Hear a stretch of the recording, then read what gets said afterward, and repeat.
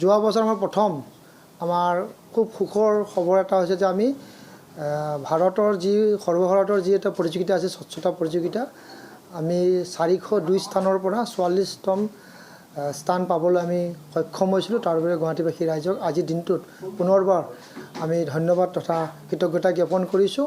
আৰু এই স্বচ্ছতা প্ৰতিযোগিতাত ইমানখিনি স্থান পোৱাৰ ক্ষেত্ৰত গুৱাহাটীবাসী ৰাইজে আমাক যথেষ্ট সহায় কৰিছিলে আৰু আপোনালোকৰ জৰিয়তেও আমি তেনেধৰণৰ সহায় সহযোগ আমি পাইছিলোঁ। আৰু যোৱাটো বছৰত আমি জাবৰ নিষ্কাশন কৰাৰ ক্ষেত্ৰত আমাৰ যিটো বৰাগাঁৱৰ নতুন ডাম ছাইট আছিলে তাতে আমি সেইটো উদ্বোধন কৰিছিলোঁ আৰু তাতে আমি প্ৰায় 408 টন আমি জাবৰ আমি নিষ্কাশন কৰিব আমি পাৰিছিলোঁ। গুৱাহাটীত প্ৰথমবাৰৰ বাবে জাবৰ নিষ্কাশন কৰিছিলোঁ, কিন্তু আমাৰ প্ৰতিদিনে জাবৰ আমাৰ প্ৰায় 700 টনকৈ আমি সংগ্ৰহ কৰোঁ, কিন্তু 400 টন আমি কৰিব পাৰিছোঁ। ইয়াৰ কেপাচিটি আমি বঢ়োৱাৰ ক্ষেত্ৰত আমি বিভিন্ন ধৰণৰ প্ৰচেষ্টা ইতিমধ্যে চলাই আছোঁ।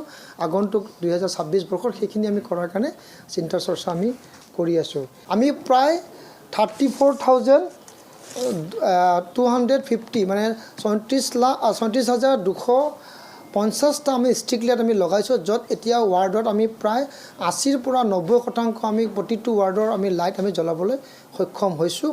ইয়াৰে মূল্য প্ৰায় 80 কোটি টকা। প্ৰায় 250 আমি জাবৰ নিষ্কাশন কৰাৰ কাৰণে গাড়ী ইতিমধ্যে অৰ্ডাৰ দিছোঁ। ইয়াৰে নতুন গাড়ী চেম্পুল হিচাপে আমাৰ প্ৰায় 80খন আমাৰ মাজত আহিছে।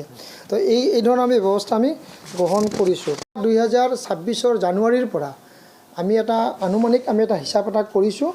প্ৰায় আমি জানুৱাৰীৰ পৰা আমি অহা 6 মাহ 8 মাহলৈকে প্ৰায় 132 কোটি টকাৰ আমি কাম আৰম্ভ আমি কৰিম গুৱাহাটীৰ উন্নয়নৰ কাৰণে।